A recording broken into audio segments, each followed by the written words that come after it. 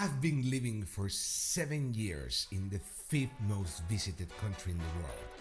Before booking your next trip to Italy, watch this video. I can guarantee you it will massively improve your next vacation here. I be the genie.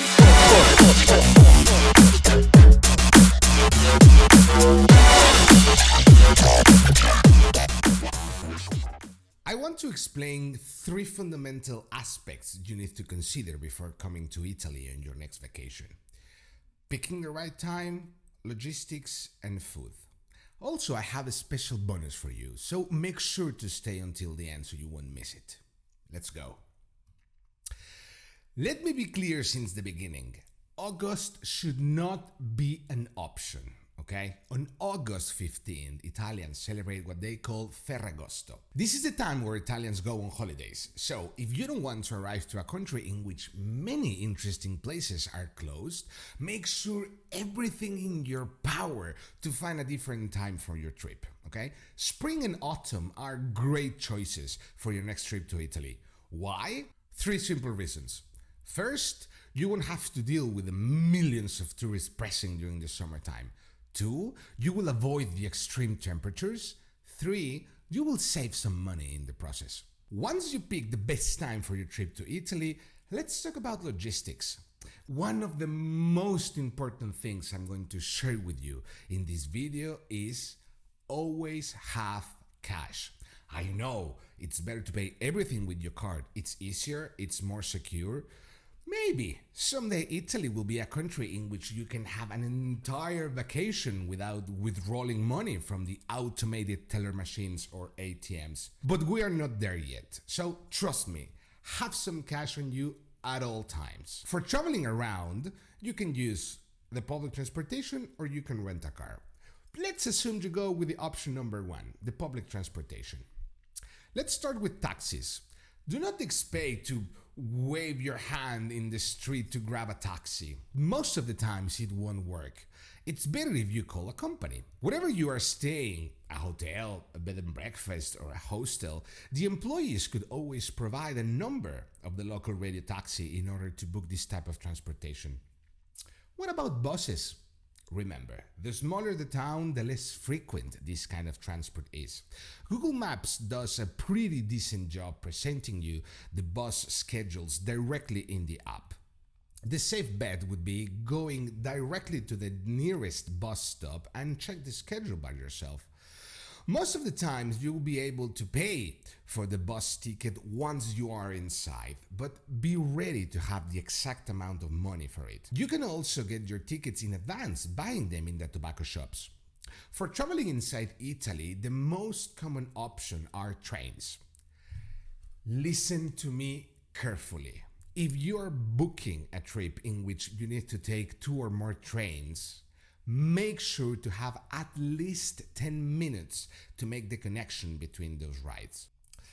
Unfortunately, trains in Italy are not famous for their punctuality. However, if you buy a ticket for a high-velocity train, you probably will be okay.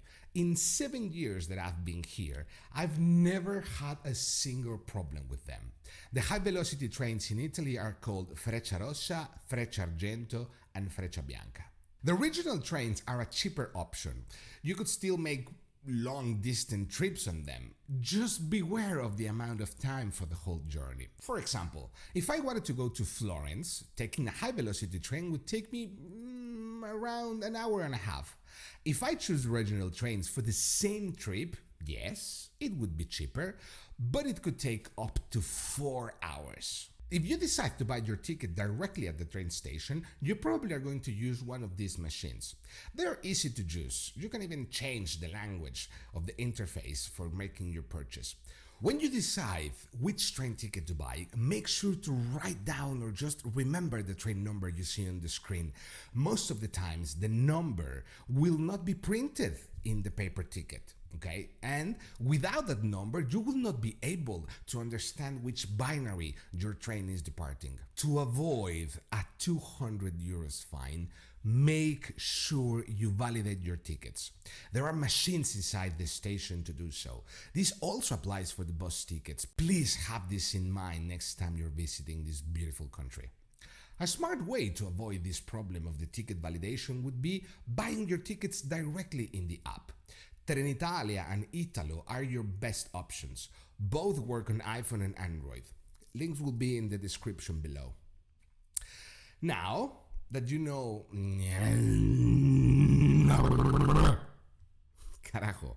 Now that you know when to book your trip to Italy and know how to move inside the country, let's talk about food and beverages, shall we? I have no idea where you live, but if you come to Italy, you need to be mentally prepared for the Italian breakfast. It might be quite different compared to the one in your country. I come from Mexico, where it's believed breakfast is the most important meal of the day. Therefore, in my country, you can expect big plates of salty goodies. They can be sweet as well. And also, you can expect to have very spicy food first thing in the morning. Why? Because we're Mexicans. We have a crazy but interesting rapport with spiciness. Many of us enjoy suffering while eating a spicy meal. If you think about it, that's insane. I might talk about this in another video. Other countries like the United States or the United Kingdom have big breakfast as well, but not here in Italy. What most Italians would have as breakfast would be a sweet piece of bread and a coffee. Now, it's common to find some salty options like a small slice of pizza or a sandwich. Don't expect to have some eggs or sausages, no pancakes, no chilaquiles, I'm sorry. Maybe in Rome, Florence or Venice, you might find some places with this kind of breakfast, but in general, you might have to stick with the traditional one. This is the local culture. If you're visiting their country, try most of the traditional stuff. It's part of the magic of traveling. A quick note about coffee. Don't order an American coffee. You know, the filter one. Here in Italy, 95% of the times they won't have the proper equipment to do it. They'll just bring you an espresso with hot water. But if you insist in ordering an American coffee here in Italy, you've been warned. In your next vacation in Italy, there are huge chances you will be walking a lot. Staying hydrated, it's very important. I recommend you to reuse your bottles of water. In almost every major city, there are water fountains around the city. Also, you can fill your water bottles with the water from the sink. This will save you a lot of money. Forget about your diet when you are in Italy. Just eat all the ice cream you can. Gelato for Italians, it's a matter of national pride. Just like pasta or pizza, they claim to have the best ice cream in the world. And you know what? This might be true. Let's talk about dining. If you do your research, or maybe if you ask the right questions, wherever you are, yes, you listen well. Wherever you are, you're going to get amazing food. The best restaurants regularly are not in the main cities or towns. Strive for finding these special restaurants where the local people go for dining. Yes, Italians sometimes go for dinner or lunch to these famous or touristic places. I strongly recommend you to ask the locals where they go to have lunch or dinner when they go out with their friends and family. In this way, you will find these special gems for the true culinary experience. Italy is the second largest exporter of wine in the world. When you will be dining here, it's not necessary to go crazy with the bottles of wine. You can aim for the cheap bottles, and the majority of the times you will still receive wine of great quality. Once you are there, have in mind you might perceive as low service. In reality, it's not a low quality service. It's just their culture. Italians love to be at the table for hours. Being at the table, sharing outstanding food, talking and enjoying the moment with your loved ones, at least for me, that is beautiful. And, as promised, a special bonus for you that made it until the end. Florence is one of the top 5 most visited cities here in Italy. You will love it.